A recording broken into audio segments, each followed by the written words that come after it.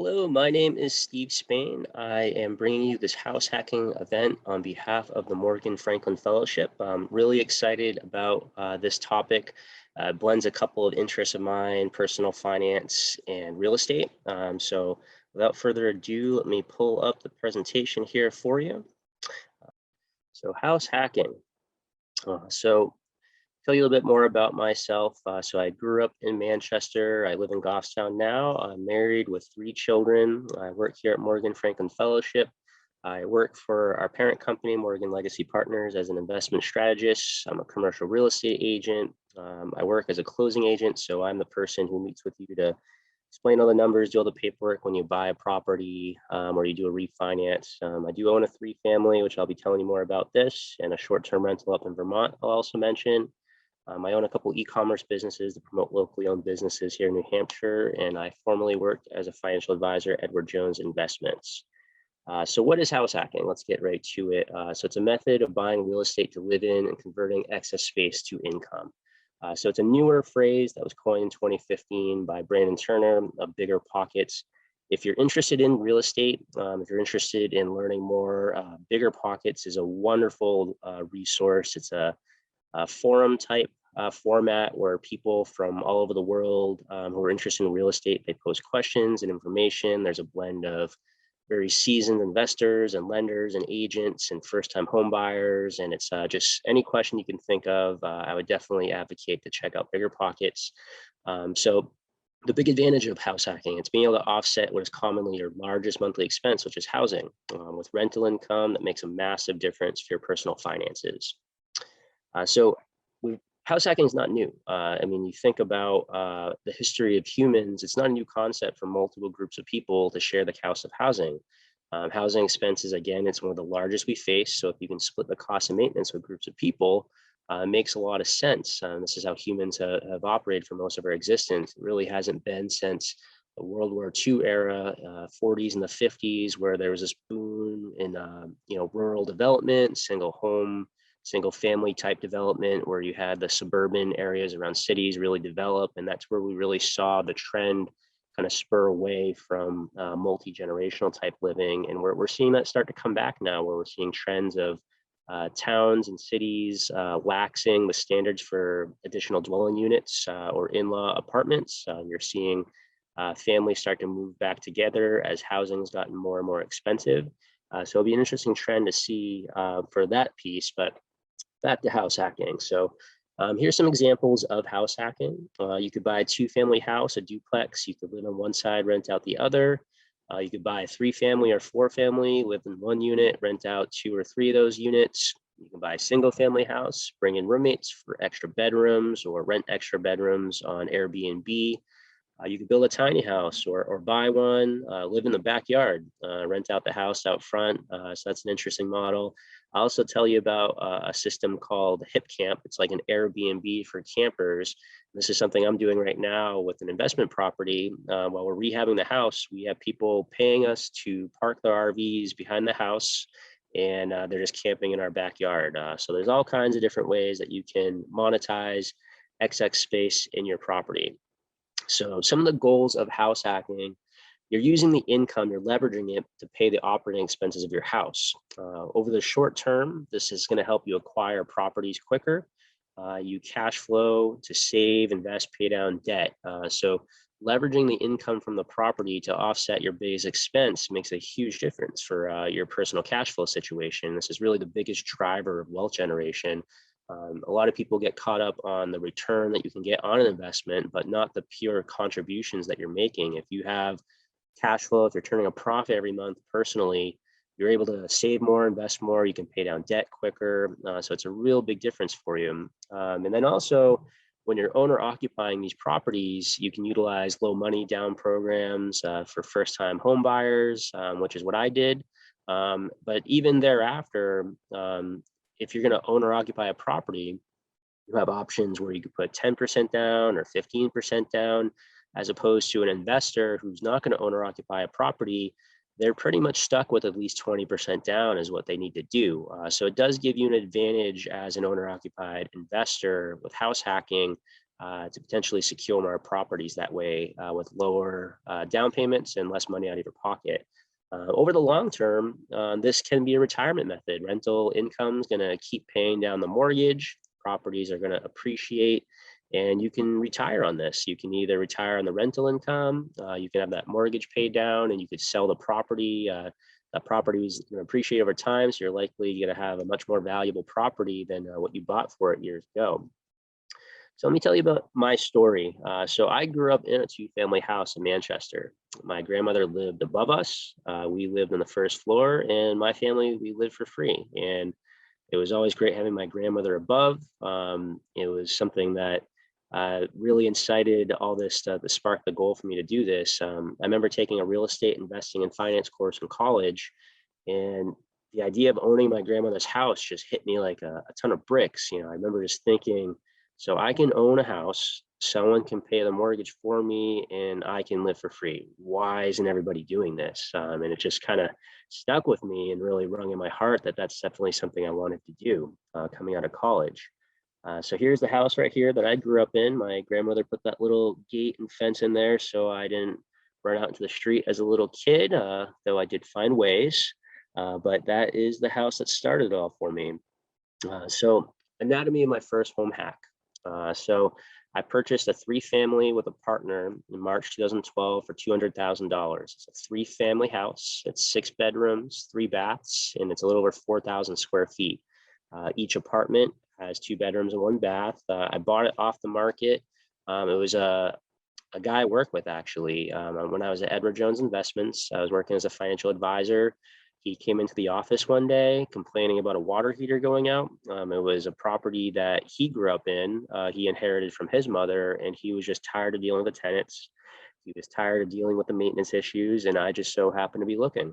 So we started dialogue on that, and a few months later, we were able to make it all happen. So how did I do it? So I brought in a partner, like I said, that had good, stable W-2 income. I was self-employed at the time, which does make it a little bit more difficult to get financing, but I did have the funds saved. So we put 3.5% down, which is an FHA typical minimum for first-time home buyer. So 3.5% on 200,000 is $7,000. I also negotiated the seller. The place needed some work. The roof wasn't in good condition. Apartments weren't that great either. So he contributed $10,000 back to us after closing, which was great. That got us started since we were poor and young. I ended up living on the 3rd floor right after closing. The tenant up there just moved out literally without notice. And then we had 2nd floor, had tenants in it, and my partner Chris lived on the 1st floor, and he was intending to do all the rehab. And just to touch upon partnership real quick, so I had a business and finance type background. I was great with working with people. Chris was a software engineer, but he grew up, his father rehabbed and remodeled houses for a living. So Chris had that technical side. So we really balanced each other out really well. We were both entrepreneurial and we're interested in buying property, and we still own properties together. And he's been a great partnership with me. So I just want to touch upon that, and I will a bit later as well. So this is the house. So this is after a good landscaping job that I did. So I was proud of that. And the flowers are all pretty, but you have the first 2 floors are about 1,450 square feet.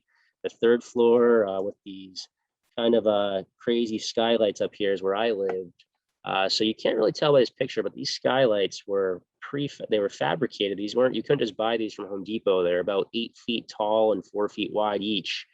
So it let a lot of heat and sun in. They were pretty cool, but it definitely drove up my AC bill in the summertime, and then the cool air in the winter time. But we ended up getting a new roof a few years ago, and so those are gone.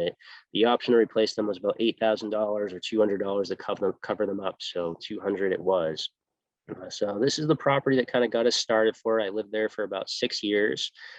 These were some of the just real basic numbers. I'm not going to get too technical on this just for sake of all how complicated that can get. But basically, our principal mortgage, which included insurance and taxes, and to start, we had private mortgage insurance, was $1,627 per month. The 2nd floor tenant that we inherited, that we bought the property, was paying $850 a month. And then Chris and I each contributed $400 a month. So right off the bat, I was living at this place for $400 a month, which isn't too bad. So that was a good way to start. We focused with rehabbing the property on the first floor. And then the following year, we did a few different things. Interest rates were starting to go down a little bit. Well, they're not as low as they were or they are now, but we refinanced in year two. The big objective was to get rid of PMI, private mortgage insurance. So anytime you put down less than 20%, you have to pay private mortgage insurance, which is basically insurance of you defaulting and covering the lender's risk. So that was something that freed up probably a little over $100 a month. We were able to get a lower interest rate. You can see here we increased rent. We brought in a new tenant, so we were up to $1,050 per month. And I actually, in my apartment, so I was up on the third floor and Chris was on the first, I decided, well, hey, why don't I bring in a roommate, pay me $400 a month, and then I can live for free. So that was pretty awesome. That was my first taste of just how beautiful this was. I took it one step further, and now all of my earned income, I could do what I want with.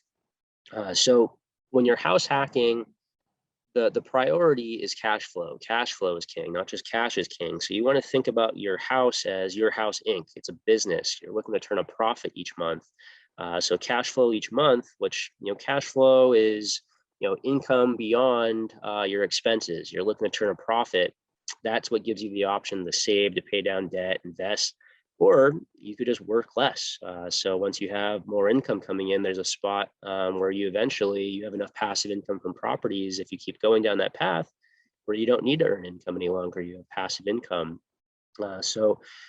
Rich Dad, Poor Dad's a very famous real estate investing book by Robert Kiyosaki, and he makes a somewhat controversial definition and distinction what's commonly held as an asset. Commonly you think of a house as an asset, but what he defines as an asset is what earns you money every month. So rental income from a multifamily, or if you're house hacking and you're bringing in roommates or you're doing an Airbnb, it can earn income each month. But what he describes as a liability would be a single family house. If you just live there, that is costing you money every month. You have to earn money. You have a mortgage, insurance, taxes, maintenance, all the improvements you're doing. That's costing you money every month, and it's not going to help you accelerate your wealth to a degree. It does have benefits. It does capitally appreciate. You are able to write off some of your expenses for interest and such, but it's not earning you income like a rental property.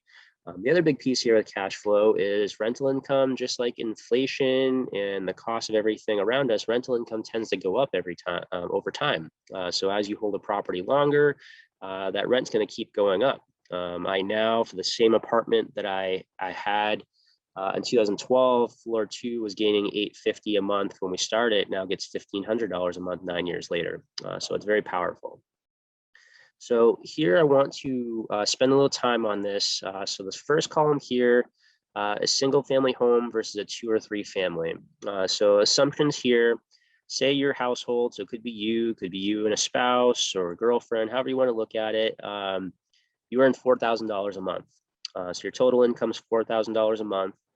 So your mortgage, which PMIT stands for principal mortgage insurance taxes. So say your mortgage is $1,800 a month. Over the year, it averages out to about $250 a month for maintenance, repairs, expenses. So your total expense is $2,050 a month. So after your $4,000, you deduct out your housing expenses, you have $1,950 left. Now, a few things here that are risky. So $4,000 a month, $1,800, that's about 45% of your earned income is going just to housing, and then over 50% of your total expenses right there. So now you're left with $1,950 to eat food, to live your life. There's not really much left there to save, invest, to really make progress or improvements in your life. And you're going to add in things like pets or kids, and you really have to have a higher income here or lower your expense somehow. Comparing that to a 2 family, so say you have the same income here, but you live on one side, you get $1,500 for the unit next door, which I believe is the median price in Manchester, New Hampshire right now for a 2-bedroom apartment. So now your total income, $5,500 versus $4,000. I estimated your mortgage might be a little bit more expensive if you have a little bit more house. So I went to 2,000. Your maintenance improvements might be a little bit more, 350 per month. Again, this is all on a monthly basis. Vacancy. So in case you do have a vacancy, you always want to assume the worst. So you budget that in. So total expenses 2425. But when you factor this all in, your profit's now $3,075 per month. Now, again, this is your earned income plus rental income minus your expenses, 3,075. That's 1,125 more than the single family house. Now, the big distinction here that I want to point out, earned income versus rental income, your base mortgage, $2,000 a month, your rent coming in is 75% of that. You have 1,500 already coming in. You're only having to contribute $500 towards your mortgage here, and then you have, a little bit that you're setting aside for maintenance and expenses and vacancy here. But it's a massive difference between being a single family. And again, as Robert Kiyosaki says, this is a liability. This is your earned income. It purely costs you that $2,050 a month. Or this property here, you're earning together 5,500, 1,500 from the property, and your expenses 2,425. So pretty powerful. Something a little bit further. So typical lending, a residential type loan, you could buy a 3 or 4 family and still own or occupy. So the distinction here going up to a 3 family. So again, the $4,000. But now if you have 2 of those units, 2-bedroom units collecting you $3,000, you're now almost doubling your income. You're up to $7,000. I went a little bit higher for the mortgage again here, which isn't necessarily true. You could potentially get a multifamily house for the same cost as a single family, but again, you try to estimate a higher expense. So again, we're doing that here, higher maintenance, higher vacancy with 2 units now, but total expense is a little bit higher. But now look at your total profit, $4,150 per month, $2,200 extra dollars in that single family. What could you do with an extra $4,000 a month? That gives you plenty of extra to buy your food, support your lifestyle. You can pay down your debt. You can invest and save. That lets you save up money quicker to potentially buy more properties. So pretty powerful what this does for you. So I hope that this is all soaking in for you, the difference with a multifamily here. So here's an example. So I mentioned the property in Vermont. So these are campers right here. This is one of their photos. So our house is over behind the fence over here, but they're paying us $75 a night just to park their RV. We don't have, sewer system for them to plug into. We do have an outlet, and there's a barn back here. They can use the bathroom if they need to, but purely this land is just sitting here vacant. We're in the middle of a rehab. We're not going to be done for another month or so.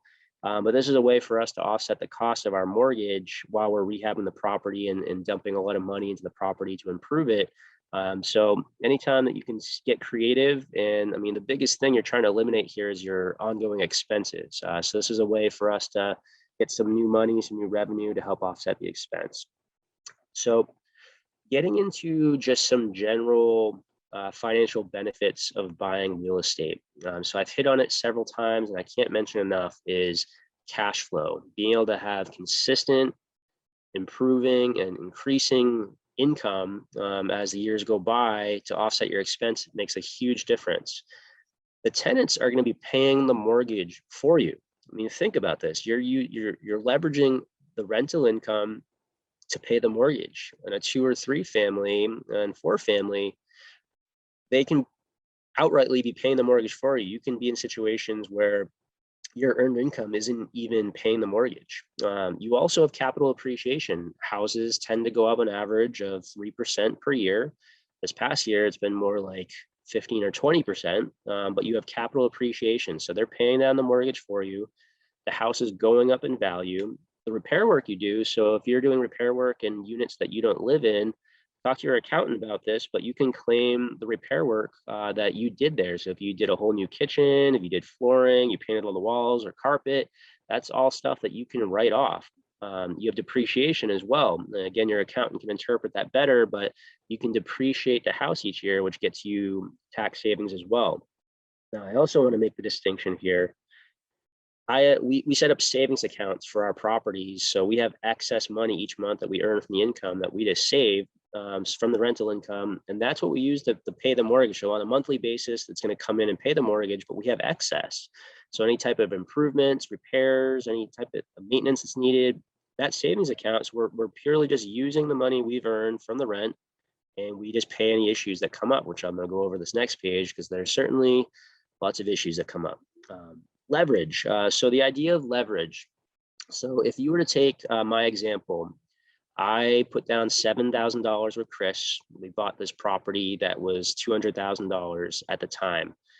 When that house appreciates, you're gaining 3% of the 200,000, not 3% on $7,000. So you're leveraging the value of the property to get into the property. A distinction there, if you were to take $7,000 and put it in the stock market, you're going to be gaining 3% on 7,000, not the $200,000. So you're leveraging the value of the property, which is a major opportunity there, and it's appreciating at the same time. That my $200,000 house with Chris on an open market 9 years later right now could get somewhere around $500,000 to $550,000, which is incredible. We bought it for $200,000. It's like a lottery ticket. You don't know what you're going to get when you buy a house, how much the neighborhoods can change, it can improve, and there's only so much real estate out there, so the value tends to go up. Equity is money. So how we bought this house in Vermont last year, we did a cash out refinance. So at the time, our mortgage outstanding was $100-something thousand. The house was worth $400-something thousand. So we had equity in the property that you can do a cash out refinance with, and you can pull some of that money out. That's not taxable income. You're just pulling out equity. It's purely, you go through a title office and they can direct deposit that right into your account. And we use that money to buy this property in Vermont because the interest rates have been so low. Our mortgage didn't really change. We were able to pull out that money, and now we're able to duplicate the efforts that we did with the original property. So cash on cash return. So again, that $7,000 we put in. Now we've done a lot of rehabs, we've done a lot of different work, but we're earning money every single year. 9 years later, it's by the time it nets out and everything, it might be something like $13,000 each per year that we're getting from originally putting $7,000 in. So that's a pretty powerful thing of just creating a system. You do the initial investment work and improvements, and it continues to pay you down the road. And then amortization of debt. So this is a fun word there. So most commonly, people are going to amortize their debt over 30 years on a residential property. So you're spreading that cost of debt out 30 years. You don't need to pay it all back in 2 years. So it allows you to secure a lower monthly payment. You can claim that interest for your taxes and write off the interest portion. So it lets you do a lot of pretty interesting things. So next here, I've been saying a lot of good things. Let me touch on some of the bad stuff. So we've owned it a little over 9 years now. We've had pretty much everything you can think of. We've had a lot of repair issues, but I want to make the distinction that not everything is an emergency. If there's a plumbing issue, the hot water doesn't come on, the shower head's not working, we try to do it ourselves if we can. If not, we call the plumber. Plumber comes when he comes. It's not, you don't have to drop everything in your life, and you do the best you can. You respond, you communicate with your tenants as good as you can, but some things are out of your hands. You can only do it when you can. So I just wanted to make that distinction because it is something that people are concerned about with dealing with tenants. I've had tenants not pay. We've had tenants, be pretty painful to work with. They kind of pester you for things, and you try to handle it as good as you can. When you screen your tenants, you try to make sure there's a personality match that you're going to like working with these people. A couple years ago, I had a washing machine on the 3rd floor overflow into my 2nd and 1st floor. We had tenants in hotels for over a month. It was a pretty bad process, and the company that installed the washing machine didn't do it correctly. So we had insurance issues, we had tenants displaced, but we had a company that I knew from years back that took care of disaster recovery. They took care of it quickly. Our insurance company was on it quickly, and they paid you back for what the rent that you missed. They made sure the tenants were whole, and that's why you have insurance for things like that. One of the biggest issues we've run into are appliances dying. We've had stoves replaced, refrigerators replaced. Most commonly, we actually put washers and dryers in our units, which I wouldn't recommend because they seem to die the quickest, but you can do however you feel is best. So that's been the most common thing we've dealt with. We've had animals and bugs. I've had tenants when I lived there at the property. I've had to deal with bats a few times, squirrels, mice, these awful bugs called silverfish. If you want to get creeped out, Google silverfish. They're pretty creepy. They tend to live in old house basements and are attracted to moisture. So yeah, those aren't fun. We've had a sewer property management company. We tried bringing on a property management company to manage the property for us, and it did not go well. So that was a whole learning process in itself of going through the court process and such. Am I scaring you yet? We've had a burst pipe. It was on Valentine's Day, a horrible, cold, windy day that day. And fortunately, we were all home and heard it, turned the water right off, but that could have been a pretty bad situation. We've had break-ins. So, I mean, as you can tell, life does happen, things do happen, but I want to remind you that you plan for these, you budget for these. So every single month, you want to set aside money for when this stuff happens, because it is going to happen. Capital improvements, you know that roof's going to have to get replaced at one point. We were able to do, before our cash out refinance, we did a line of credit against the house to help pay for that roof. So again, kind of like taking a loan against the property, a line of credit operates kind of like a credit card that you secure against a house. And in that position, we had the tenants, basically, we were leveraging the income from the property again to pay that down, and they basically paid for the roof job. The capital improvements, again, you're using the house. It's your house Inc. It's a business, so it sets aside money in the savings each month. We've done all 3 apartments, all have been completely renovated. We've done we have a parking lot out back and a driveway that had been paved. The roof job was a pretty big job. So all those things have been done. It's important that you want to be proactive and ahead of the maintenance as opposed to reactive. When you're reactive, if something happens and you have to move right away, it tends to be more costly. It tends to be a bad situation for tenants. So if any situation that you can be proactive, it will end up saving you money over the long term. So wrapping it all up, again, house hacking, the biggest thing I can say is cash flow is going to make everything work better for you. You live off income, not assets. So income coming in every single month, as opposed to just having money saved in the account that gets depleted each month. You want to have a recurring monthly revenue that's going to come in from that rental property, and that's going to make a huge difference for you. Personally, it's one of the best decisions I feel that I've made. My wife is home with the kids. There's been months where I'm a self-employed type person. I don't have a salary, and some months, operating businesses, you just reinvest the money. You don't take a paycheck, and the most consistent thing that I've had is this rental income. I can't encourage you enough to build a team you trust as well. Chris, my partner, I've known him since we were probably 7 years old.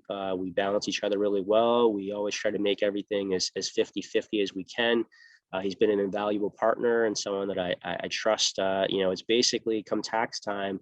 I have my wife and we do our taxes, but Chris and I are basically married to each other as well, because we have to go through and do our taxes, for the property together. So that's a whole thing that you have to have a lot of trust for. Working with real estate agents. So I'm a commercial real estate agent. I don't do as much with residential. But with that said, real estate agent has to be an important player for you. You can do it without an agent, but agents do have access to a lot more properties. If you can find an agent that does investments themselves, they're going to look at it through a different lens than someone who just does single family homes. So I'd encourage you to find an agent that either owns property, maybe they live in house hack themselves. I think they'd be really valuable for you. Contractors. So something I picked up is you want to find a guy, it's a single guy that is just him and his truck. When you have these big plumbing, electrical, project type companies, they tend to cost more. You're paying for their advertising, you're paying for their crew and all their new trucks and such. I found that when I find that the smaller one-man band type guys, you're working with the owner, they tend to be more experienced. They're not an apprentice or anything. They tend to be a lower cost. It's all subjective of each person, but just generally, the plumbers, electricians, the times we've had septic issues, we've found these type of contractors to be pretty valuable for us.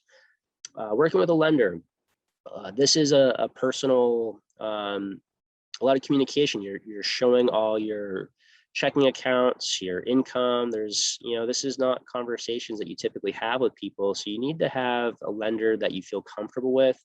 You want them to be someone who responds quickly to you. The bank being able to get the funds for you and move quickly and perform for you is real important for you to secure that house. So communication, track record. Also, if you can work with, there's a lot of great banks that have a lot of good products themselves. Brokers, they can pick from a lot of different banks. So based on your situation, they may, instead of having a proprietary lending product, they might be able to work with many different banks to give you different options.